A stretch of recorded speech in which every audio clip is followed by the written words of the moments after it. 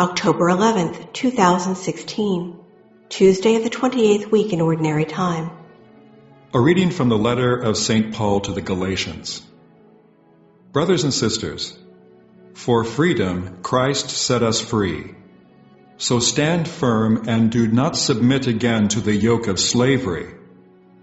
It is I, Paul, who am telling you that if you have yourselves circumcised, Christ will be of no benefit to you. Once again, I declare to every man who has himself circumcised that he is bound to observe the entire law. You are separated from Christ. You who are trying to be justified by law, you have fallen from grace. For through the Spirit, by faith, we await the hope of righteousness. For in Christ Jesus, neither circumcision nor uncircumcision counts for anything, but only faith working through love. The word of the Lord. Responsorial Psalm. The response is, Let your mercy come to me, O Lord. Let your mercy come to me, O Lord, your salvation according to your promise. Let your mercy come to me, O Lord. Take not the word of truth from my mouth, for in your ordinances is my hope. Let your mercy come to me, O Lord. And I will keep your law continually, forever and ever. Let your mercy come to me, O Lord. And I will walk at liberty because I seek your precepts. Let your mercy come to me, O Lord. And I will delight in your commands, which I love. Let your mercy come to me, O Lord. And I will lift up my hands to your commands and meditate on your statutes. Let your mercy come to me, O Lord. A reading from the Holy Gospel according to Luke. After Jesus had spoken, a Pharisee invited him to dine at his home. He entered and reclined at table to eat. The Pharisee was amazed to see that he did not observe the prescribed washing before the meal.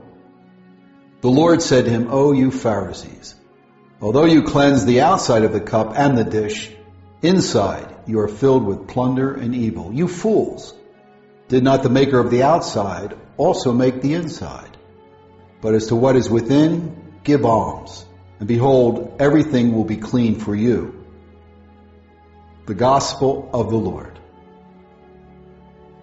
October 11th, Tuesday of the 28th week in Ordinary Time.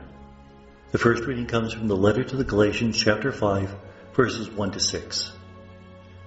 Paul speaks about the fact that the Galatians should not have themselves circumcised. Why? Because if they do, they're implying that God can't love them unless they're circumcised. And he has told them clearly that God already loves them, that all they have to do is trust in that love and they'll be justified. This is what we call faith, because faith is an act of trust. Faith means that I trust in the love of God. If they do that, then they're justified. And justified, remember, means to be at peace with God. If, on the other hand, they have themselves circumcised, then in a sense they'll be separated from Christ. Now, separated is a little bit of a joke. They'll be cut off from Christ is what he's saying, just as part of them was cut off in the circumcision. In fact, at one point, Paul gets a little bit snippy and a little bit outrageous. He says, I hope the next time they circumcise, they slip with a knife. Paul is extremely angry, but remember, this is the anger of a parent who sees children being hurt. He wants to protect the Galatians at any cost. The Gospel is from Luke 11, 37 to 41. The Pharisees are surprised that Jesus doesn't wash himself before he eats. Now, technically, according to the law, it wasn't necessary. But the Pharisees tried to extend the interpretation of the law to its widest possible extent. They called this building a fence around the law. Because you had to wash before you prayed in the temple, they thought it was logical that you also had to wash before you ate, because eating at your own home is a kind of liturgical act.